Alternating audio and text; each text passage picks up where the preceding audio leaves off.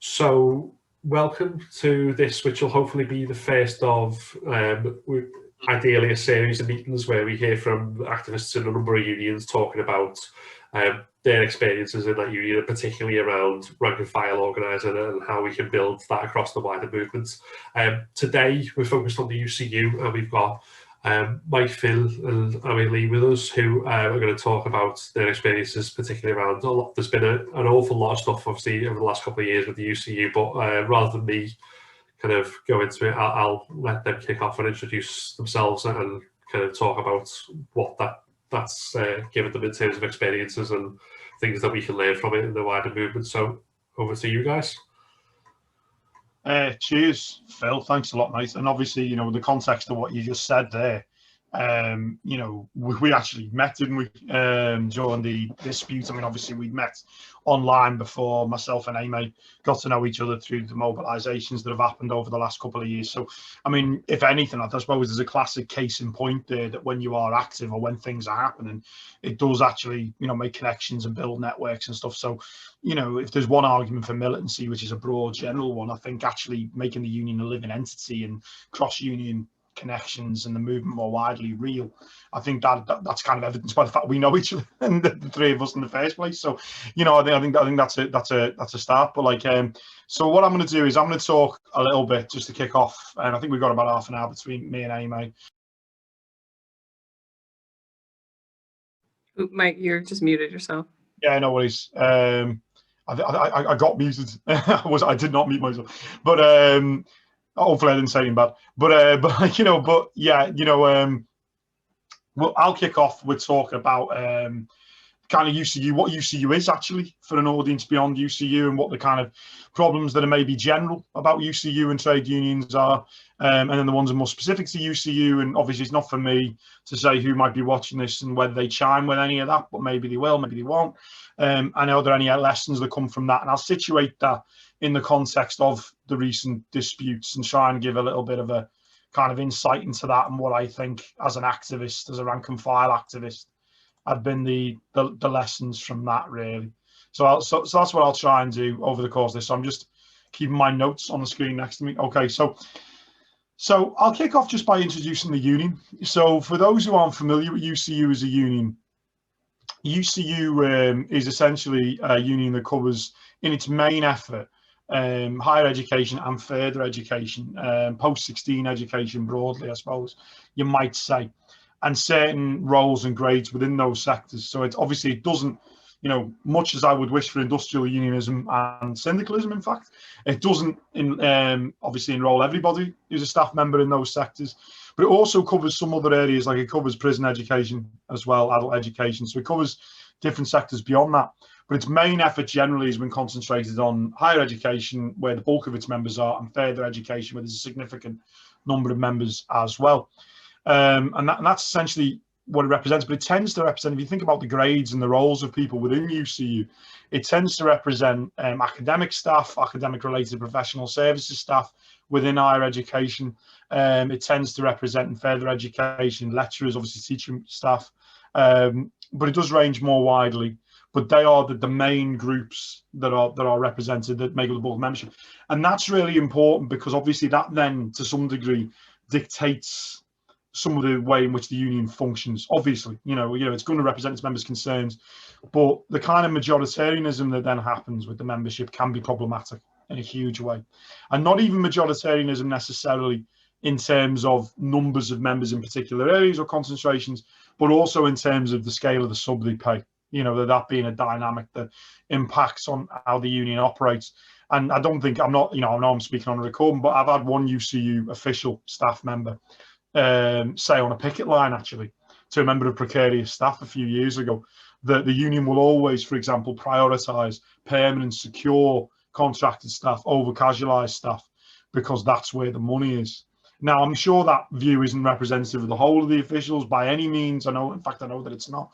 And UCU has made a decision over the last couple of years to emphasise precarious workers more. But much of that has come from rank and file activism. And Aimee is going to talk about, some of their work in that context later. And it has been an uphill struggle at times. So that kind of reflects some of the dynamics in UCU. But just to give a little bit of the history, You know, UCU is not an old union. UCU, like many of our unions, is the result of a merger in the last 20 or 30 years. In our case, a merger between the Association of University Teachers and the National Association for Teachers in Further and Higher Education, so AUT and NATFE, in 2006. And it's never really worked out, the implications of that merger. I think it's fair to say. I think anyone who's been around the scene for a long time, and I've only been active in the last 10 years or so, but I've been obviously involved in the union for longer than that. Anyone who's been around the scene for a long time can still see fissures that relate to the merger and oversights and the dominance of one part than the other. And I'll come back to that in a bit. But one fundamental problem, I think, has been this idea of, is the union actually a union, or is it a professional association? And the reason I say that is consciousness. You know, I know we'll come from different political traditions who are engaged with this, but those of us who are involved in a class struggle tradition, those of us come from either, you know, Marxism, socialism, more broadly, anarchism, as I do, anarcho-syndicalism, to be precise. You know, consciousness is really important. And actually, you know, those members who come from, it's not always true, generalizations are broad and therefore automatically wrong in many cases, but there are a significant proportion of members who hail from the kind of more AUT background, who see the role of the union as being that of a professional association, not a trade union, who don't, or at least not until quite recently, always consider themselves even to be workers. You know, they consider their employment to be a vocation. They are professionals. I'm a member of the university is language that is often used, which is obviously those of us who worked in sectors outside higher education, not generally are you a place of people who can fire you. So there's a difficulty there in terms of consciousness. And yet at the other end of the spectrum, then you have high levels of consciousness, particularly amongst precarious workers, workers who have no illusions whatsoever about the nature of the employee-employee relationship, employer-employee relationship, and indeed in parts of FE, and indeed in professional services as well. And our reach is less great there, but professional services workers tend to be under very few illusions about the nature of the employer-employee relationship. So that begs a question which you hear, well, a statement really, that you hear said in UCU circles at times, which is that UCU is a quote-unquote new labour union. And when I was running for national office, which is always controversial, as I'm sure Phil has experienced, for someone from my political tradition, you know, comrades actually messaged me on social media and said, why are you, comrades, running for office in a bourgeois union? And you know, and to be honest, actually, that was a fair question. We had a long correspondence about that, and it's something that I'm still kicking around in my head all the time. So, you know, that's that kind of, you know, the way some people view UCU from my tradition, and it's factional, like all unions and all political organisations, I think, inevitably are. And I'm not massively negative about factionalism. I think organisation and transparent factionalism can be a good thing, you know, in terms of making it clear for members who you represent in terms of policies and ideas, as well as obviously representing them as members, and then being able to make an informed choice. And the problem is when factionalism is not transparent and people operate in gangs, essentially, and aren't transparent about who they are, what they stand for, why they're endorsed, and so on, so on, and so on. And so there's always been that factional split in UCU since its earliest days. Been an internal split between an organised left faction, which evolved into UCU left, which is often referred to kind of shorthand as the left, but actually the left is broader than that. The UCU left, one of the issues around UCU left is, although the vast majority of its members will be members of the Labour Party, they'll come from all sorts of political traditions that identify with the left, there has been a significant Socialist Workers' Party presence within UCU left from its earliest days, and it has used SWP logistics and facilities, and the familiar font that everyone knows from the SWP makes its appearance regularly, and the SWP obviously makes its recommendations on who to vote for, and so on. And then you have the independent broad left, which has been the other main faction up until recently, which basically has a significant old Communist Party of Great Britain presence in it. And to basically generalise, and I apologise to comrades in different factions for generalising, but, you know, UCU left, generally speaking, has been more militant disputes, has advocated disputes, as a way of building consciousness, and talks in the language of a member-led union. The IBL, by contrast, has tended to argue against militant action and has tended to argue, I think it's fair to say, to advocate for the bureaucracy view. You know, they've generally been very closely aligned with the General Secretary's office, historically under Sally Hunt, and they have generally been clear to try and dial down disputes wherever possible. Note to make about it is factionalism takes place against the background of membership that largely doesn't know anything about it. You know, many UCU members wouldn't have a clue who UCU left are or the IBL are. The only consciousness they would have, generally speaking, is, given the nature of some of our membership, is red baiting. Essentially, there is an element in the discourse around elections in UCU about, ooh, you know, don't be too radical, which kind of reflects. I mean, you get that in all unions, but the tone of it in UCU reflects the status really of many of its workers as sotto voce liberals, which, you know, has a real impact on organising and the way in which cases are put across. So to finish off with the history, want to zone in on 2018 as a particular year. And the reason for that is because in 2018, UCU became quite prominent in the media for a brief period and very active for a brief period around a series of disputes, but one dispute in particular, which was the USS dispute, a dispute over pensions, essentially. Now, this dispute points up the strengths and the weaknesses of UCU at the same time. It mobilised significant grassroots activism, which was great. Precarious workers became involved in the dispute and used it to platform their concerns and develop new campaigns, which have led to major progress, actually, in terms of the position of the concerns of the precarious within the union. And other groups also used it as a way of platforming their ideas and empowering themselves and others. On the other hand, it was a pensions dispute. Now, that's a standard terms and conditions dispute, but also it only affected mostly one sector of a sector. So it affected pre-92 members. For those not involved in higher education, pre-92 refers to universities that existed before 1992. They're on a different pension scheme to ones that became universities after. So it only affected members in that section, apart from a handful of members in the other institutions who had carried over USS benefits into those institutions, but they were numerically quite small. It was mostly pre-92 universities, which meant it was mostly old AUT branches, all right? So it wasn't usually NACFI branches, as was. So without being too negative about it, what it essentially was a revolt by the older institutions against an assault on their terms and conditions. But many of us who are on the left with a small L, so not necessarily associated with the faction, but who are on the left, saw it as an opportunity to raise broader concerns about neoliberalism, about the nature of higher education. And actually many people on the picket line said repeatedly, who maybe didn't identify with the left, that this is about more than this. That it came up in a number of publications, actually, in the media when people were being interviewed. Yeah, it's about pensions, but it's about more than this, about marketisation of higher education and so on. So whilst noting its limitations, it was a big strike. It was the biggest industrial dispute that UCU had ever been involved in at that time.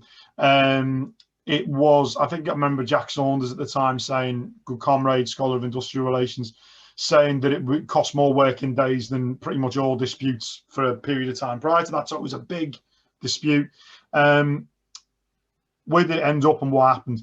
Well, by 2018, the founding General Secretary, Sally Hunt, had been in post for 12 years since the foundation. Now, not to put it all on Sally by any means, it's a tough landscape for trade unions, but staff salaries have plummeted in real terms. There have been year-on-year wage freezes. Casualisation had exploded on an enormous scale, particularly in higher education, but not exclusively in higher education by any means. Workloads have become a major issue, both in FE and HE. Chief executive pay had soared in both sectors, but notably in higher education, where that was largely deregulated. Lots of reps have been victimised in particular institutions. There have been restructures in institutions where entire branch committees have been decimated and UCU seemed powerless to do anything about it. So there was a range of discontent bubbling up at the time of this dispute around the way the union had managed itself.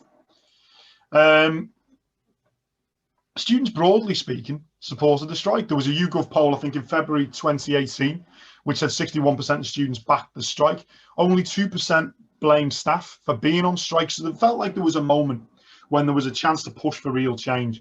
And those of you who've been around trade unions for a long time can see what the next act of the story is going to be, which is an offer gets made by the employer in the March, which is a really poor offer. You know, it offers a transitional benefit arrangement for 3 years, which will retain a meaningful element of defined benefits. So central to the pensions dispute was the employer's determination to transfer us from defined benefit to define contribution. And basically, it offered us a kind of 3-year window in which we might get a little bit of something with a view to changing everything in 3 years' time. Overwhelmingly rejected by the branch delegates who were at the HQ. And ultimately, the union managed to railroad, the HQ managed to railroad with factional support, a second deal through a bit later that effectively shut down the dispute. But the offering of that, despite all the big demos and everything else, really took the wind out of the sails of the dispute. What happened next? We come out of dispute. Hunt is heavily criticised. Some people, me, and my branch delegation moved a vote of no confidence in the General Secretary at UCU Congress in order to stop that being heard. Well, we never actually got to move it because the officials, the staff walked out and shut down the Congress. So basically, union democracy was effectively suspended in order to protect the General Secretary's position. Congress then had to meet again in the autumn, second Congress, our conference governing body, and Hunt resigned after due to ill health. And we pulled the VNC because Hunt wasn't there to appear to respond to it. And to be honest, as somebody who suffers from chronic health conditions myself, I thought it would be dishonourable to move VNC when she couldn't respond due to health conditions. So with the consent of my committee, I withdrew the VNC, but the Congress did pass a censure motion, and following that, she resigned. Where's the rank and fileism, you might ask? Well, there's an uproar. What happens next is essentially Jo Grady, you may have seen from the media, Dr. Jo Grady, she becomes elected as the new General Secretary in 2019, very much on a platform of union democracy, of accepting the recommendations of the newly founded Democracy Commission, which came out of these disputes as well, to see how we can democratise the union, and as a rank and file candidate. So you might think things are great, right? We've got a rank and file General Secretary, we've got a commitment to a Democracy Commission, we're looking like we're moving in the right direction. Well, not really. What the lessons are, I think, are the limits of electoralism. So I am an anarcho-syndicalist, which means I have a classic syndicalist diagnosis, which basically means that, you know, representation is a problem anyway, because representatives' interests become divergent from yours on the rank and file. The minute you get elected, you cease to be rank and file in one sense. Some may disagree with that, but that's one way of thinking about it. But also, before we get into criticising people for getting elected, you know, which, and I've run for election, so, you know, I'm not immune from that criticism. But before we get into that, you know, we put a lot of our energy, a lot of us who are involved in the 2018 mobilization, put a lot of our energy in getting people elected, right? That's where we went. And what it didn't solve were problems institutionally at branch level. It didn't solve that problem of consciousness amongst our workers. It didn't pay attention to the fact that most of UCU, even at the height of the strike, was not involved in the strike. So it didn't build bridges with them and with the concerns that they have. And it didn't address the fact that over a long period of time, UCU branches have become ciphers in many cases, not in all. There's some excellent branches, you know, Sheffield, Liverpool, some of the London branches. But many UCU branches have become ciphers, legitimating devices for HR, you know, and that's how they see their model. As one UCU branch president put it to me once, HR manages us and we manage the members, which gives you an idea of the kind of mentality of someone UCU. And none of our focus on electoralism in 2018, 2019 changed any of that. And then before, coming on to the rise of Jo Grady and her supporters, they essentially formed a faction, although they didn't call themselves a faction, ran for the NEC, had big success in the NEC elections. But one of the big problems was I was on the Grady for GS campaign team, and they said they would accept the recommendation of the Democracy Commission. And then, of course, they got elected. Some of the recommendations of the Democracy Commission were ones which would curtail the powers of the General Secretary. And her supporters, now elected to office, contested those and managed to subvert those and defeat those recommendations. So essentially, electoralism always has finite limits. Whatever Dr. Grady goes on to do, whatever her leadership legacy is, the reality is it can never be enough. We always need more than that. And my generation, to be honest, of activists, I think to some extent, not true of all of them, but people like me who got very involved in electoralism, really failed the rank and file on that front, and that we didn't do the harder work of knocking on doors and building an organisation. So we still now have a sclerotic union that's very divided across sectors with a lack of consciousness, and that's arguably why our two most recent disputes failed pretty spectacularly. And on that cheerful note, I'll hand over to Aimee, who frankly has done much more than I ever have in terms of organising actual rank and file mobilisation and can show us the way, really, I think.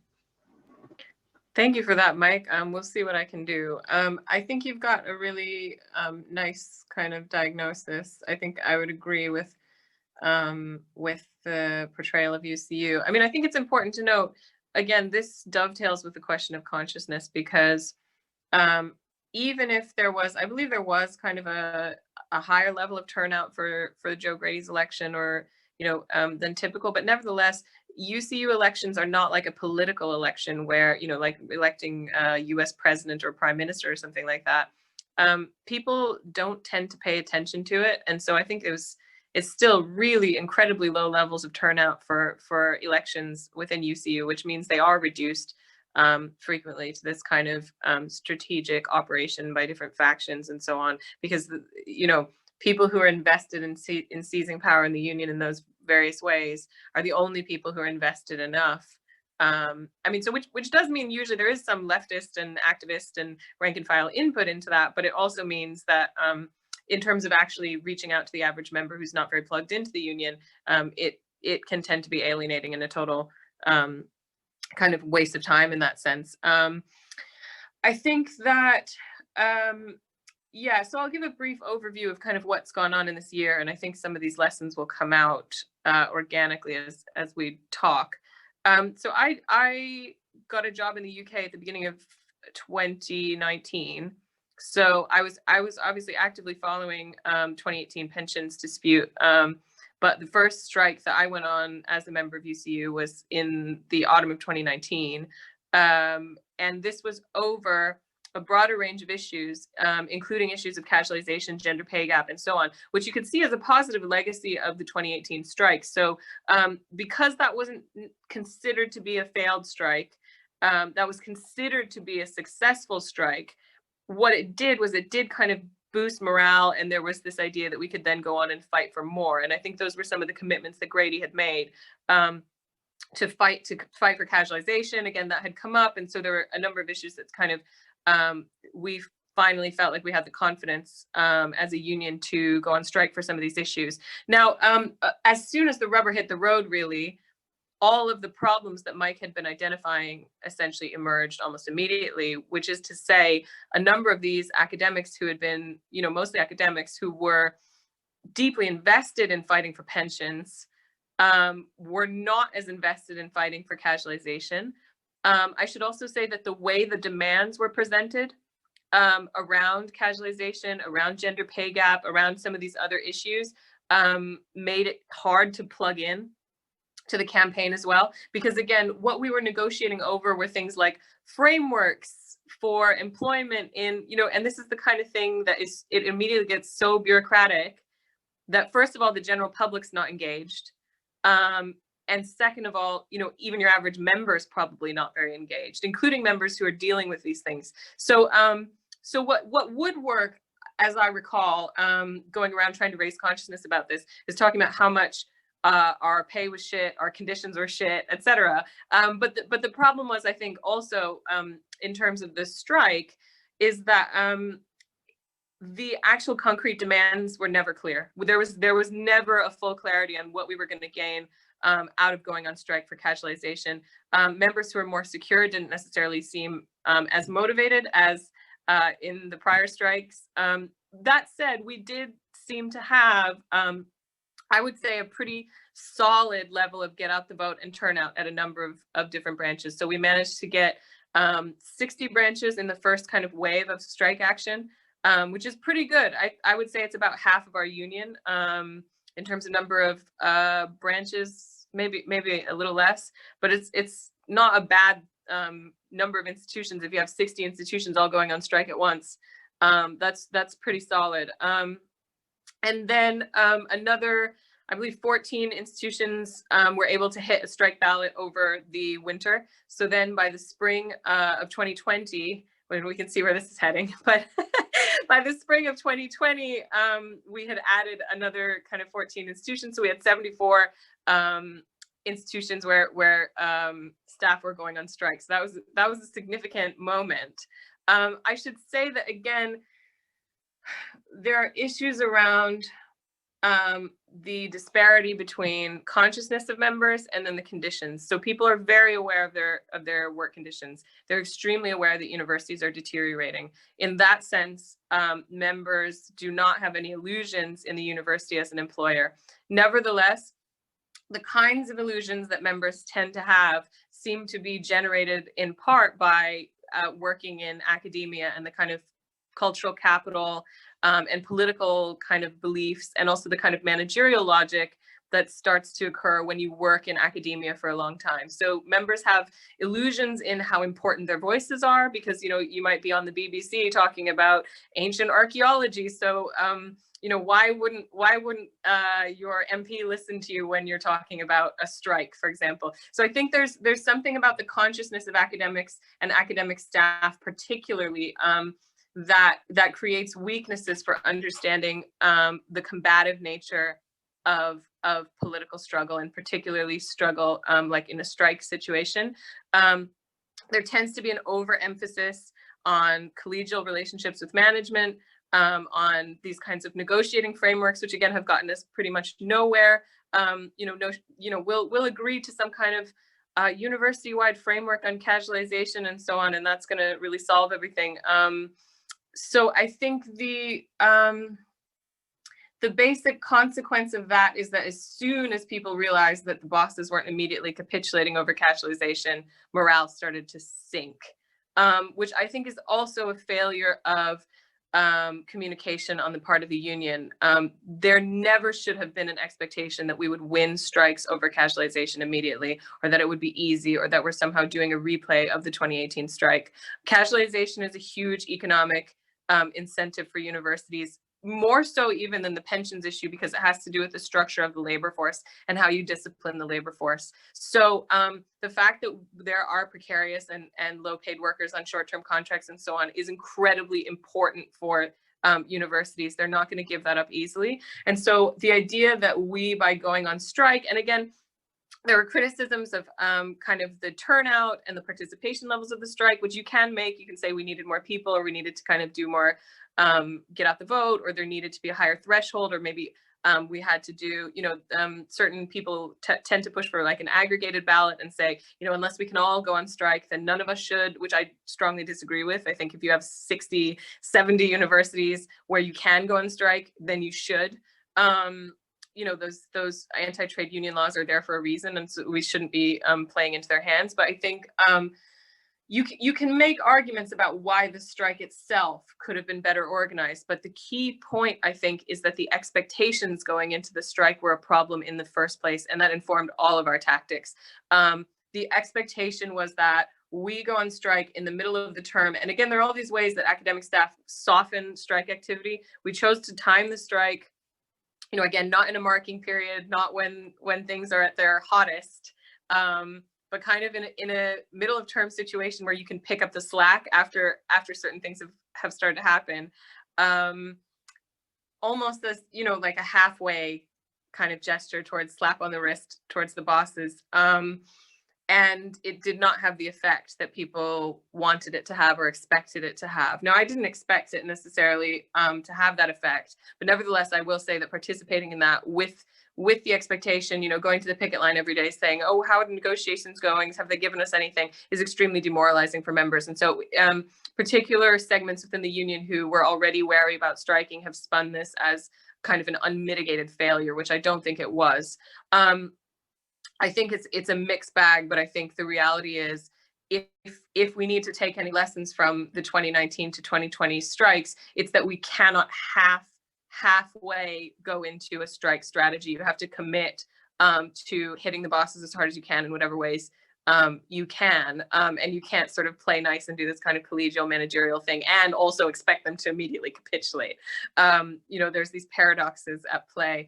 I will say there was one other thing on that front in terms of morale, however, which is it was still useful, hugely useful for getting people into the union. So I joined the union just prior, but it's certainly, there's no way I would have gotten plugged in without something active to kind of go out and talk to people about. I know branches that doubled their membership during the RCA doubled their membership during the strike period because they have a huge number of casualized staff. And so those demands over casualization spoke to a lot of their staff. And so it's important to note that unless people are doing something actively in the union, you know, there's nothing for them to get plugged into. There's no way for people to meet each other and so on. And so I think it is important to think about the ways in which the dispute did also strengthen the union, because we've heard a lot about the ways in which it weakened the union. So the major way is just forming more rank and file connections, getting more people into the unions. That was important. And also raising awareness, I think, among students of just how important some of these issues around casualization are, because students will have been disrupted by strikes for a couple of years running now, and they're starting to realize that there might be problems in universities. So I will go into the kind of coronavirus context now. The second strike was tapering off. We were starting to get to the end of it. And I mean, I do say tapering off because we were getting signals that there might be some kind of deal brokered that we might not like, but that might be acceptable at the end. That might be something like some vague promises over casualization, but maybe 3% pay. You know, there had been certain things floated, which were immediately rescinded, of course, after COVID hit. But there was some indication that there might be some kind of deal, but there wasn't. What actually happened was there was a massive, obviously, coronavirus outbreak. A number of universities headed towards shutting their physical campuses immediately. We were called off the picket lines, and we were also not given any kind of directive to continue our strike. So I will say there were a few branches who still had another week of strike activity planned because of the way we staggered the days. So there could have been more activity. That doesn't necessarily have to mean physical activity, but what needed to happen is a shift towards some form of mobilization, whether that's online, whether that's refusing to transition your teaching work online, whether it's saying, you know, you're just going to work to contract. There needed to be some way in which we as members adapted the strike to the conditions of coronavirus. And what we saw was that the union was both too slow and too cautious to do anything about it. And indeed, kind of all of the old kind of academic instincts to salvage the term, salvage the students, et cetera, kicked in. And actually what ended up happening is members did a lot of work for free. I will say that also there was like this, if you recall the kind of atmosphere in March, towards the end of March and the beginning of April, there was this kind of pseudo-patriotic nationalist sentiment that was infecting everyone at the time. And the idea, I believe, on the part of many members, and again, these are people who are active in the union and who should know better. I'm not talking about your average member. I'm talking about people who are setting the direction for the national union. There was a sort of attitude that if we did a lot of work for free, then somehow the employers would recognize that our service and reward us by you know, making sure that our work conditions were all right later down the line. That is the exact opposite of what we've seen, of course. They've seen that they can get a lot of work out of us for free, and that the union can be broken incredibly easily if circumstances kind of spiral out of control. So in March, just as we were being called off the picket line, myself and some other casualized staff started a Corona contract, which was a demand for a 2-year extension to contracts for all casualized staff. We launched a petition demanding this. Again, this was already part of some of UCU's bargaining advice around casualized contracts and around precarious staff, that people should be guaranteed at least 2 years of work per contract. But the reality was there's no way to enforce that. So that was something that got passed at a, you know, at some various like meetings and then just, you know, never acted upon. But it's important to think about that. We anticipated, having lived through the 2008 financial crisis, having been student activists during 2008 to 2009, 2010, seeing what happened with the financial crisis and what happened to universities off the back of the financial crisis, we anticipated there would be mass layoffs, which we have seen and we are seeing now. And we also anticipated that the universities would use the crisis as a pretext to enact cuts all across the board, which is exactly what we've seen. In fact, university recruitment hasn't suffered significantly. Recruitment is okay, finances are okay. There's obviously particular institutions that are doing better than others, and there are some differences in terms of the budget, but overall the sector has not collapsed the way that university managers were claiming it would back in April to get people back to work, frightening them with worst case scenarios. Nevertheless, they're going ahead with cuts as if that's the case, right? So they have really turned this into like a full crisis, deliberate kind of crisis situation, shock doctrine. And we, as casualized staff, tried to mobilize against this, or we did successfully mobilize against this. We passed a number of motions through national elected bodies. We managed to force the union to kind of start moving on a jobs campaign to save jobs. Unfortunately, again, the way that these campaigns took place, always a little bit too late, always a bit toothless. By the time branches were actually meeting, I think we were in June. By the time we actually got a number of UCU branches up and running again, with online, because people were so reluctant to move online. And the end result is we did manage to have a decent amount of activity. Some solidarity was built. We built up a kind of broad network of casualization activists across the left. We managed to reject a really bad deal that we ended up getting on casualization. And I do think that's important to say. We did manage to kind of stave off the narrative that the strikes were so disastrous that we have to take whatever we're offered. So we are still in dispute. And I would say that is largely due to us as Corona Contract and some of the other casualized activists. I really genuinely think we were the ones who came out strongly against it and said, look, we have to continue to fight. But on the whole, we obviously did not win that demand for extensions to contract. Very few permanent staff showed solidarity with us at that point. A number of us lost our jobs over the summer in August and September. A lot of contracts expired. Some people have managed to find new employment or get extensions to contract. I got an extension to my contract, but some other members of Corona Contract I know are unemployed or were facing unemployment. And there have been, as a result of that, subsequently swinging cuts that target permanent members of staff, which again, we could have predicted that back in March. So I think what we've seen and what we are seeing repeatedly, I think are two kind of concomitant issues. One is this issue of consciousness within the union, and Mike brought that out, I think, very well.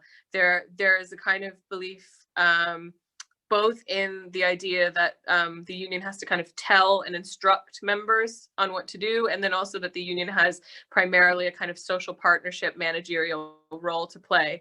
I think secondly, the other problem is the problem around mobilization in higher education, so and further education as well, which is to say that the way the legal kind of situation is, ironically, union activity is highly protected.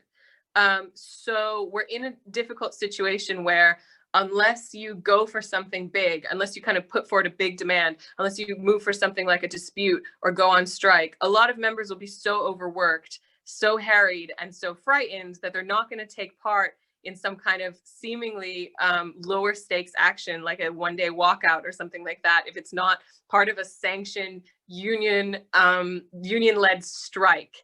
So unfortunately, that means that a lot of the kind of building that we could do around lower stakes actions either functionally just never gets the buy-in from members, or members are interestingly more frightened of that than they would be of going on a strike. And again, I think that's partially because the union's strike strategy has been like quite collegial and social partnership-y, but I think that makes sense given that the strike is in a way, it's almost like one of the lower stakes forms of participation that members could have had. Because again, our strike pay is good, and and no one has been, there haven't been any high-profile cases of retaliation for members going on strike in recent years.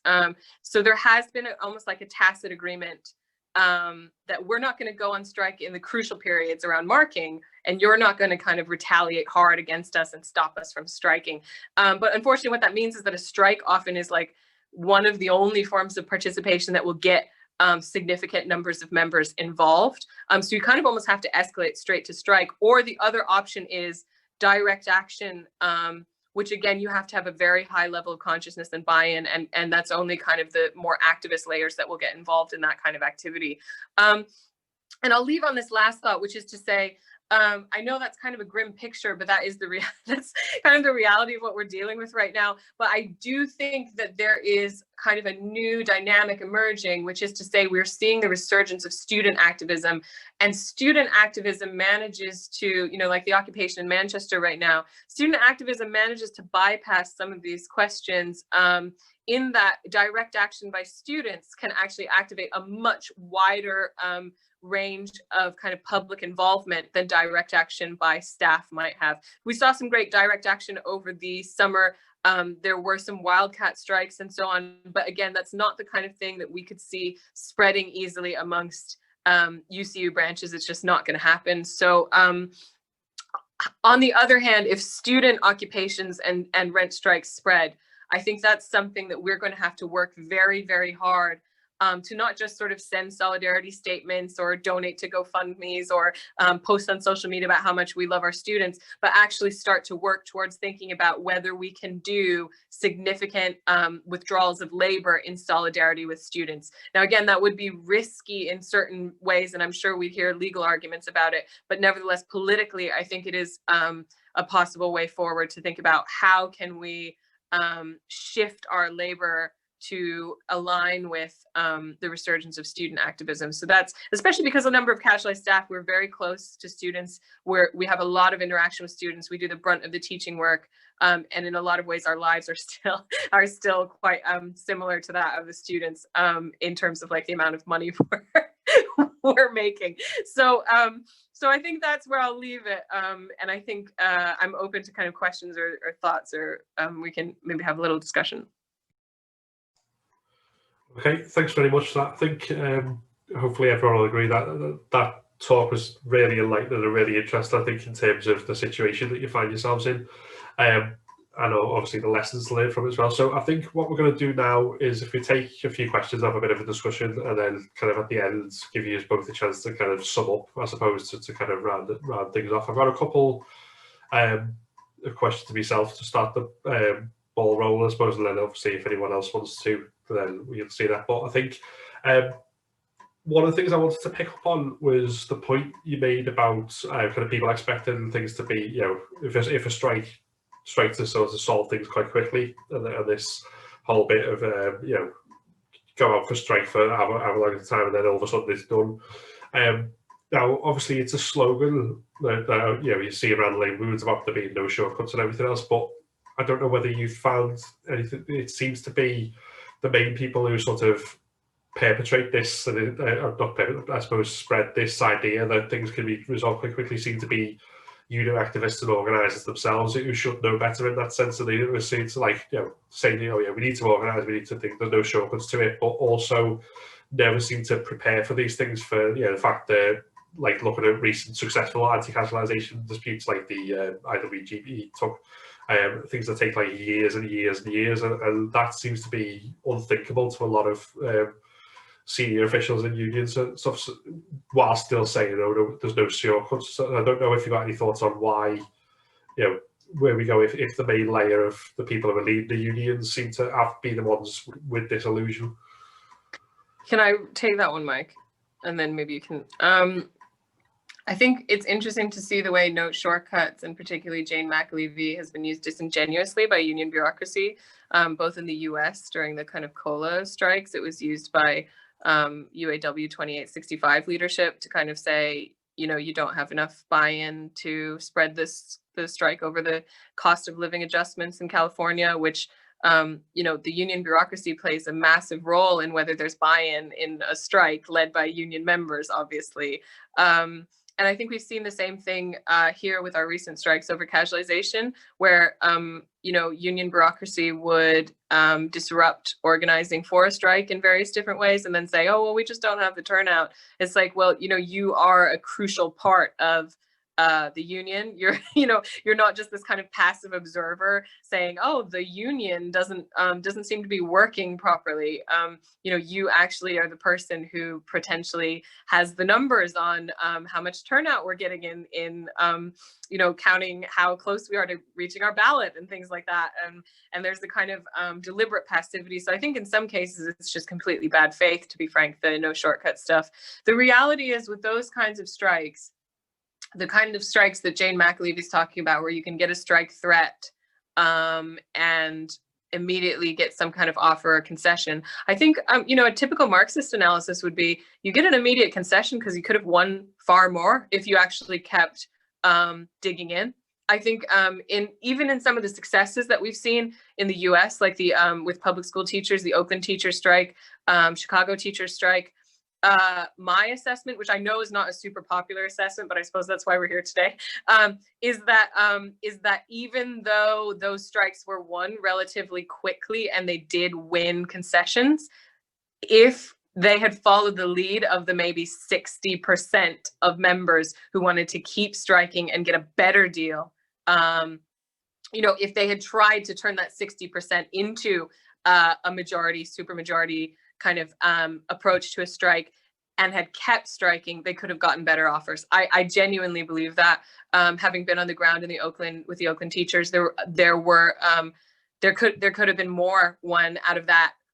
So I think my view is, again, you know, they're always going to make an offer to us, and they're always going to kind of position something that we can take and walk away and say, look, we've won.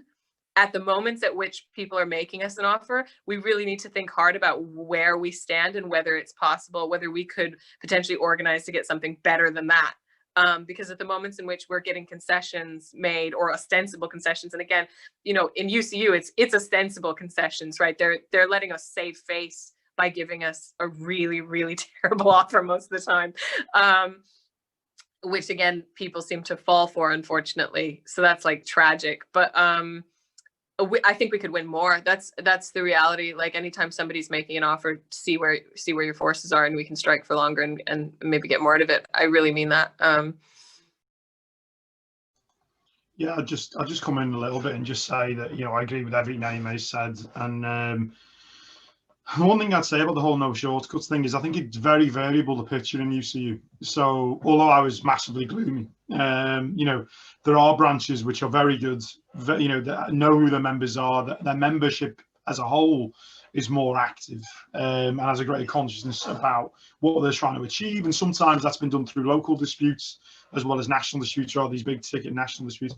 But you know, and yeah, I can, as I say, I know Liverpool fairly well. I know Sheffield fairly well. That, you know, these are great branches with roots in the membership that, you know, that have developed that over a long period of time and over different, you know, committees and different people. And there's an institutional legacy there, if you like, for the union, which is great.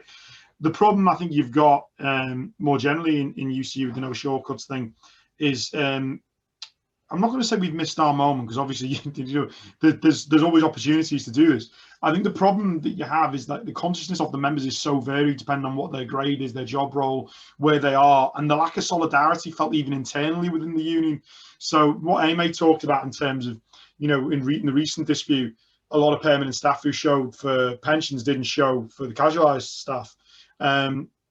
Whereas the reverse was the case in 2018 over the pension strike. You had casualised staff who didn't have a pension on the picket line. You know, that's still true. It's not universally true, but it's true. But I think it points at the fact that, like, it's also about, like, the way in which we have to do no shortcuts in what is essentially a bourgeois workplace that has bourgeois norms is really challenging, because, you know, when for example we were thinking about going out on strike this year about casualisation amongst other issues, you have permanent staff standing up in union meetings saying it's just part of the job. I did it. I taught casualised 20 years ago. This is they need to suck it up. You know, they're entitled to this, that. You know, these mentalities get voiced. It's not they're a minority that think this. It's that people feel confident enough to say that because they genuinely perceive that. Now, of course, there needs to be a massive level of political education in UCU, not just about strikes, but about politics in general, but also about, like, well, actually, sorry, but the anecdotalizing from your own experience of what it was like to be a PhD student and maybe taught a bit 20 years ago is not relevant to the situation of casualization right now. And you know, and that is a massive task that needs to be done. But also going back to something that Aimee picked up on in terms of the bureaucratization. The bureaucracy in UCU consistently wants to shut down strikes and disputes. That's what it does. It lives for that. And, you know, the regional officers live to be the phone call. You know, that's what they do by and large. Now, the problem you've got with that is when you have a workforce, generally speaking, that in many cases, in terms of the academic members, doesn't conceive of itself as workers in the first place, and treat the union as an insurance policy. I'm not saying it's unique to UCU, but I've seldom seen a craft union more internally divided around craft, to use the syndicalist language, than UCU is, with the kinds of problems of consciousness that it has. And to take, for example, something that Aimee points up, I think really and powerfully in what she said about how do we move forward, that student solidarity is a massive thing, and students being part of the same battle. I'm in the IWW as well. We wouldn't see a distinction between students as workers and ourselves as workers, and that's really important. The problem, though, you have in a bourgeois union is you then have people standing up in branch meetings, which I've seen when I was president of a union branch. This happened. Why are we playing student politics? And like it's the 70s. This is embarrassing. We're professionals. I've had somebody on a picket line. This gets to no shortcuts. Say, how did the miners do this for a year? We don't work at McDonald's. We shouldn't have to do this. And we're dealing with visceral levels of snobbery, and these kind of things, which don't paint for a sympathetic cast of characters. But to be fair, they're the minority. Most academics aren't like that. Most academics are people who've maybe been the first in their generation to go to university, are conscious of where they come from, are conscious of what the students are going through, are conscious of marketization. But they're entering into a profession which is intensely hierarchical, and where they are acculturated to be deferential fundamentally in order to become professors, the academic members, and all this sort of thing. So you have a general political education battle you need to fight, and you also have more specific battles depending on where you are. And that's before we forget the fact that both myself and Aimee work in HE, and there's nobody here from FE talking about what's going on in FE, which is a very different workplace. Many academic members, when I was president, I tried to remind them that college lecturers were members of our union. They didn't even realize that we represented people in sixth form colleges and further education colleges. They didn't understand that, and so when you're at that basic a level of people in your union don't even understand who you represent, they just think they represent people like them, you've got a long way to go. Yeah, cheers for that. Just on that point, I think that's probably universal in terms of a lot of members of unions think that their union represents people exactly like them. Any other questions anyone wants to raise? Yeah. Well, I've got a bit of a question, if that's all right, Phil. Yeah, go on. So you both talked briefly about the impact of student support. So I was just wondering, is that something that you actively encouraged and how you went about that, or do you think that is just more of basically a byproduct of the commodification of students in themselves in the university sector, if that makes sense? I can talk a bit about it. I'll try. It's a good question. I will say the consciousness of students this year is clearly the result of what they've been through this year. I do think it's possible, however, that our strikes had some impact. I know the students are aware of the fact that we have been going on strike in past years.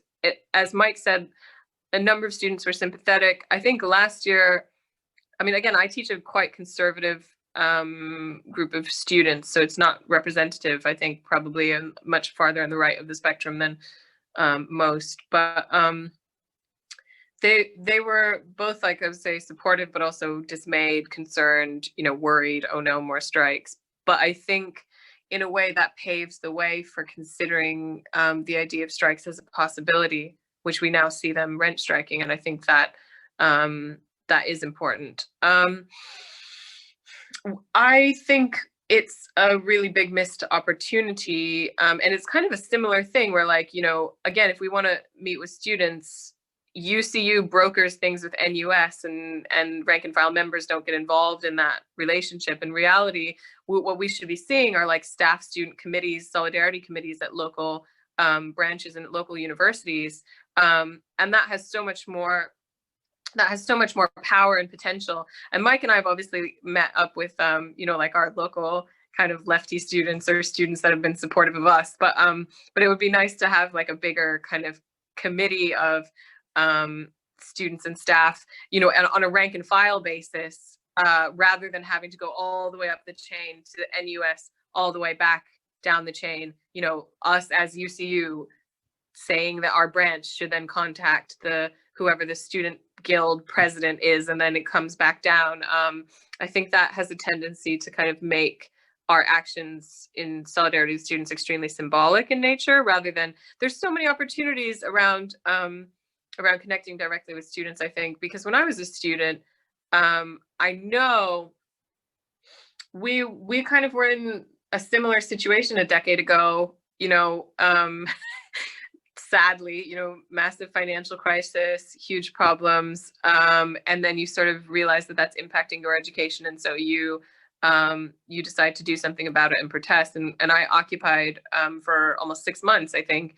And the thing is, I remember very clearly building relationships with staff, building relationships with the union, and building relationships to some extent with faculty, academic faculty members. Although, to be fair, the people who were the most solidaristic with us were carpenters and dining workers and so on. So I think students want to have that staff support and would be emboldened by it, and are typically hugely emboldened by it, because for whatever reason, they do look up to us sometimes. And I think I might have gotten very far afield from your question, which was more like, why is this happening now? Seems pretty clear that it's about just marketization getting to like a fever pitch under COVID. And the levels of alienation from the institution. But I think we can see that alienation just with casualized staff is an incredibly productive thing, because when you get out of, as Mike says, these power hierarchies that are reproduced by academic settings, these ways in which authority is naturalized, when you're suddenly on a Zoom call, or when you're suddenly not able to look at the building that looks like Harry Potter or whatever, you realize you're getting taken for a ride, and you realize how exploitative and useless university privatization is. And so I think in a way that alienation that students have experienced is probably why this is happening. We haven't played a major role, I think, in radicalizing them at all, you know, collectively as staff, other than kind of maybe incidentally through our strikes. I wish we were, but that would require setting up, again, like rank and file committees, I think. There's been some examples in individual branches of what Aimee is talking about. So I remember Warwick, you know, had quite a very successful staff student solidarity group, which is still going, you know, I think, but certainly was going a few years ago. But I think one of the problems is, and again, it comes back to this issue, when you've got a relatively, I don't want to use too pejorative a term, but when you've got a workforce that is quite cautious, maybe doesn't conceive itself as a workforce, they tend to take edicts from the union bureaucracy as law. You know, you must do this, you must not do this. And UCU historically has been very, very conservative about cooperating with students, because the view has been, well, the GS can deal with the NUS president, and as Aimee says, that gets replicated down the line. But if you're, for example, it's easier, I think, if you are pure rank and file. I think if you are pure rank and file, if you're just a member who's an activist who gets up and out and does stuff, then great, you can do it. I think it's been much easier for me since I've not been a branch officer. When I was a branch officer, I was a branch officer for years, and when I was a branch president and stuff like that, I would occasionally get slapped down if I got too close to, you know, radical students who were going to do something, because what if we've been implied that we were in some way responsible for that when we weren't, you know? And they get, UCU goes very early to legalistic stuff to stop its committees doing things. So I think, going back to the point, like, why is it happening? I agree with Aimee. I think it is about marketization. There are a couple of isolated pockets where there have been concerted efforts, like Warwick, to build it. But again, that kind of is the exception that proves the rule, because there was a time, a previous committee, the committee at Warwick's great now, but a previous committee at Warwick was quite circumspect about that group, you know, and the rank and filers that were on it. Whereas now, obviously, that's changed a bit. So I think there's a lot of scope. I think it comes back to this default question of trying to get members and rank and file activists not to worry too much about emails that get sent with a UCU letter on them saying, don't do this.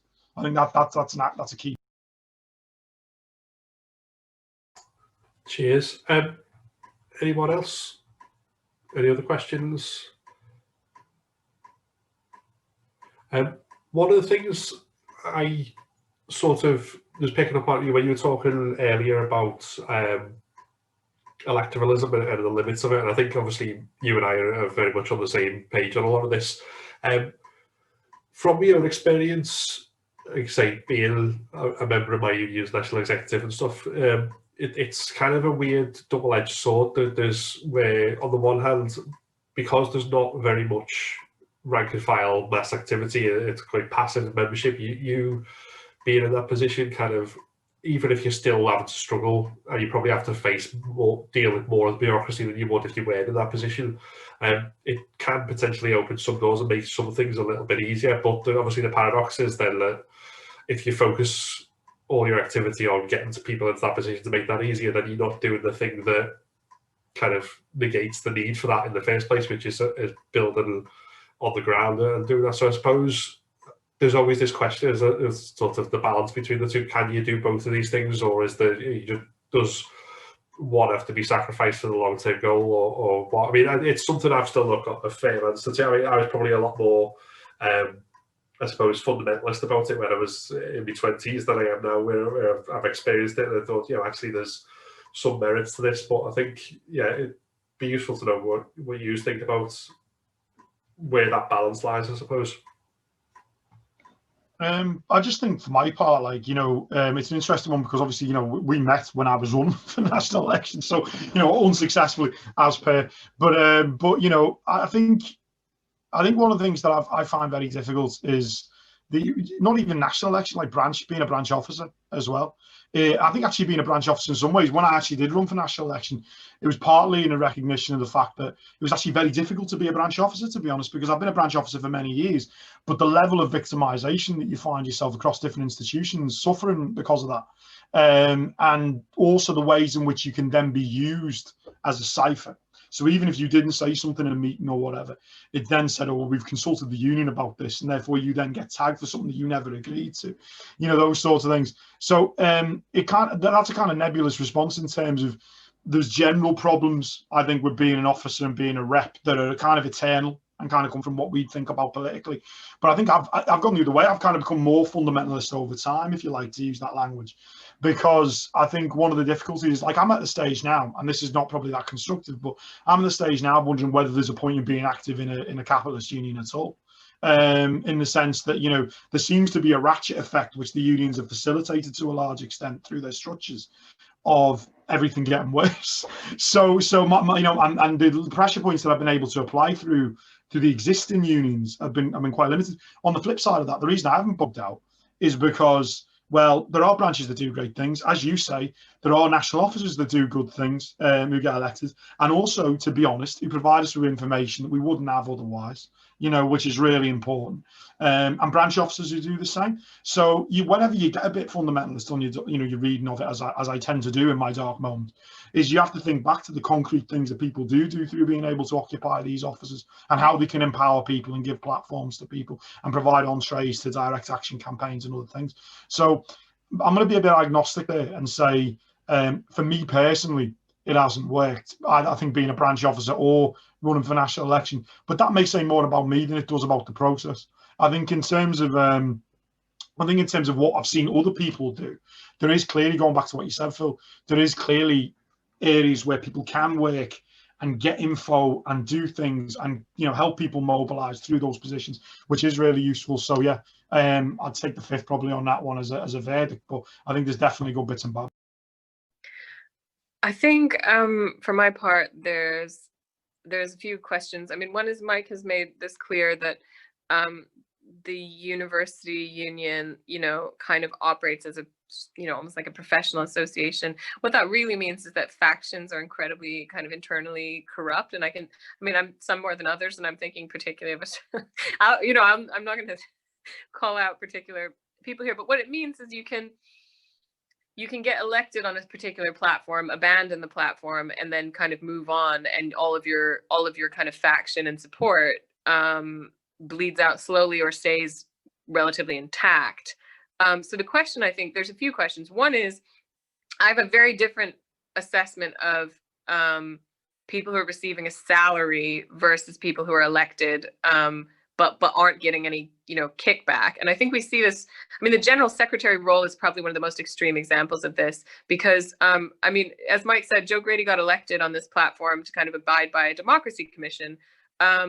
But the reality is, anybody who's going to be occupying a general secretary role, unless you're really bound to principles of accountability, unless your supporters say they're going to abandon you unless you do abide by different kind of commitments that you've made, you know, once you get into that position, you have every incentive to hang on to it for dear life, which of course is what we saw. You know, as soon as you get into the position, then it's suddenly, you know, we don't want a term limit, we don't want, you know, any of the things that that people were pushing for a shorter term limit and so on. I mean, you know, it's your sweet salary. So, you know, it's just never going to happen regardless of who's in that position, unless you've already made a commitment with quite a clear-headed group of supporters that they would abandon you if you reneged on those promises, which I think we don't have that kind of, even within the, you know, even within, as Mike was saying, UCU left operates sometimes as a kind of broad left within the union, and then other times it operates on a kind of more factional basis within the union. So the reality is you need people to hold anybody that they elect fully accountable and say, you know, look, you've made X and Y commitments, this is the platform you've run on, and we have the strength to say, you know, we're not going to stand by you. And people like Mike have been incredibly principled in that regard. There's a handful of people I think have been very principled and have held people by up to the kind of promises that they made when running for elections. But you need that on a broad basis, or else there's no real point. And then in terms of like staffing and stuff, I mean, that is just always going to be an issue of material interests conflicting. But in terms of other kind of democratically elected positions where you don't have the issue of pulling a salary from working for the union, I think there's a lot more room to contest those seats. However, I think again, we don't want to see our involvement as just kind of power jockeying over seats, because again, as elections are currently within UCU, they just don't draw many people in. I think the kind of election I would want to see people running would be essentially propaganda elections, where you run not because you're just trying to get a seat because you think that's the way you're going to get something done, but you're running so that you can popularize an idea or a set of ideas or a set of policies or proposals in the union. And I think that's the kind of way you've got to do it, is run on what you want to see happening in the union, and making that an opportunity to reach a broader kind of layer of members than you normally would, regardless of whether you win. Yeah, cheers for that. I mean, I think this is that point about holding accountability is certainly something that I think needs to be probably more widespread held to, because I know, again, talking from my own experience, that there's always this interesting thing about, particularly as time goes on, there's not, like, say, using my union as an example, there's no longer an open struggle against an active right-wing faction. As that's disappeared, the kind of political education of activists who stood on sort of the left platforms has disappeared, and there's a lot of people now who not only aren't necessarily versed in these ideas, but shy away from the political debates, and they become sort of, they fill a seat and that's their role, and there's not really much substance beyond that. That's, I suspect that's probably replicated in a lot of unions, a lot of places. So that's certainly something that has always been a danger, and that, I suppose, amplifies the issue of, if you win a seat and you're dedicated to doing stuff, you've got a lot more work to do in sort of the general mundane bread and butter stuff that leaves even less time for, you know, the sort of radical sort of grassroots organisers are trying to do any of that stuff as well, which is certainly a problem. So I think, I mean, obviously, if there's any more questions, we can take them, but obviously no one's jumping out at the moment, so to ask any more. So I think, like I say, it's been very, very useful, and obviously great to hear from you. So I think if you want to take a little bit of time to sort your thoughts on kind of, I suppose, where we go next, or whatever, then that'll probably be a useful way to round things off. If we go in reverse order this time, I suppose. Start with you, Aimee. Sure. I mean, I think what I should say is that we are anticipating potential strike action in the upcoming year. I think that will be incredibly hard fought. And the reality is it may be more of a teachable moment about whether it's possible to get certain things through the union with certain kinds of opposition, but I don't rule it out. So that's essentially where we are, is that members have suffered a series of incredibly crushing blows to morale. First of all, with the kind of unrealistic expectations of the strikes from 2019 to 2020, particular factions kind of rubbing in every aspect of that that was unsuccessful for their own kind of anti-strike agenda. Subsequently, the incredible demoralization of forcing members back to work right after a strike, when we did not have to do that, when we could have kind of adequately the kind of time to pitch our flag or whatever, plant our flag or whatever, is would have been at the end of March, when we had just come off the picket line, and to refuse to kind of transition to do all this extra work for our employers and move things online and do all the marking and everything. Unfortunately, we've seen how badly that went, and the fact that the union really didn't get it together until like June or July, at which point it was really too late. And then, of course, we've seen the demoralization of members being forced to work in unsafe work environments, which again, the union hasn't adequately kind of stood up around. There's been a lot of media stuff, but in terms of a campaign that actually involves members taking action, there hasn't been anything. So I think off the back of that demoralization, if we hadn't seen students kind of starting to stand up against management, we would be in a terrible position. The students are kind of the one kind of ray of hope right now in our potential build towards, I would say, a dispute, a sector-wide dispute kind of action coming in the spring. So we will see if that happens. I would like to hope that we've learned some of the lessons from the past couple of years, but it seems self-evident that most people haven't, and we're just going to have to keep having some of the same fights.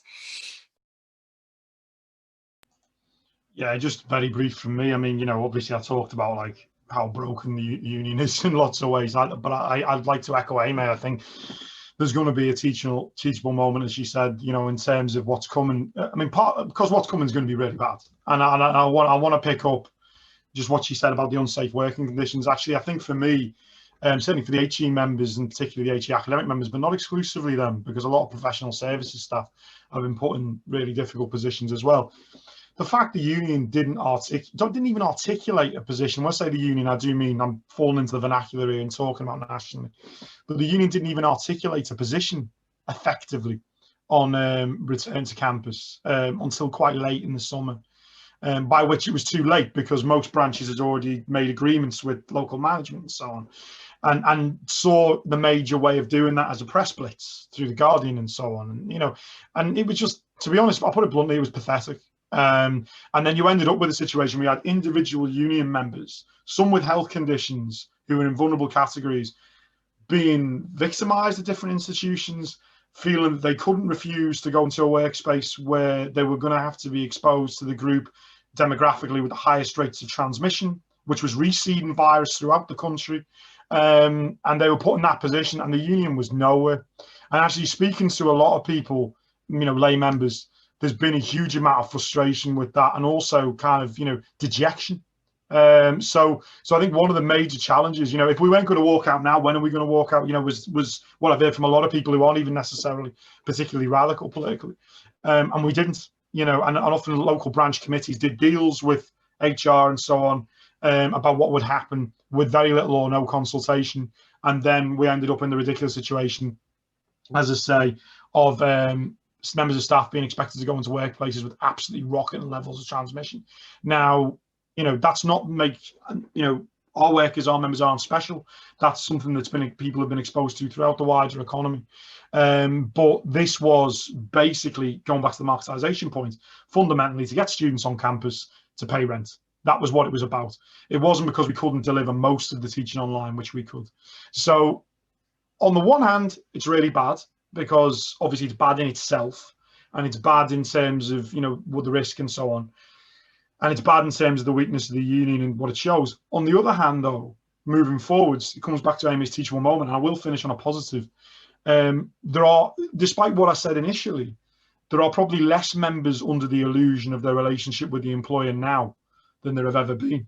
So it's reduced that complacency about, if I talk to the boss, he'll take me seriously, or she'll take me seriously, because It is unfortunately HE too often a he, but there's less of a complacency that that's the case, because people know they've had their lives put at risk, and that has been a consciousness shifting experience for many people. Many people who are not particularly radical have thought, oh my God, not to say like told you so or whatever, but the things people have been saying, they really don't care whether I live or die, are true. They don't. You're factored in, and that has hit them in a way that is a profound shift. And so when from January on, we're expecting a large-scale swathe of redundancy schemes to open up for permanent staff, many of whom have made these sacrifices now. I think you can expect some visceral reactions to that. And that will be a teachable moment. So whilst I'm saying it's all grim, it's all terrible, it's all whatever, we may have hit our nadir, and we may be about to start to see something of an uplift in terms of our militancy. And that can only be good both for the union and for our workplaces as a whole. Yeah, I would agree, Mike. I think, sorry if I could just come back and say one. I totally agree. I think what we tend to see is like the more conscious members will be in total despair. And the reality is there's just a bit of a lag before it sets in for everybody else, because, we're the ones saying, well, this is going to happen. For everyone else, it takes a little while before they realize it is happening or has happened. And then you see the reaction. So I think that's one thing. So we're sort of preparing the ground for that. And then the second thing is just the advantage of, it's self-evident now, I think, the function of teaching and the function of academic kind of research has been completely alienated from the buildings, from the funding bodies, from managers. It's self-evident that what we actually do is run a very light, flexible service that mostly involves just talking to people. And I think that is potentially our biggest tactical advantage. If you could see another strike situation going forward, we would be able to deliver any kind of teaching we wanted to, in terms of teach outs directly to students. And I think they wouldn't feel, normally there's this feeling of like, I'm not getting the university education I'm supposed to be getting. Well, now that's all been completely undermined by COVID. So I think that's maybe one of the biggest tactical advantages going forward, is the university is no longer the big building. It's the staff. Yeah, thanks very much for that. So I think that, like I say, that's all been extremely interesting to me, and it will be, as in most workplaces, I imagine, really interesting to see what happens next, and particularly as we go into the new year. So we'll obviously look out for that and stay in touch and everything. The only other thing to mention while I'm still on the recording and pretending to be a professional is the next one of these is on the 5th of December. We've got activists from the RNT who'll be talking on a similar vein about the experience of their union. So hopefully people will tune into that as well. But just again, thanks very much for coming along and speaking to us. And it's all been extremely useful. So cheers.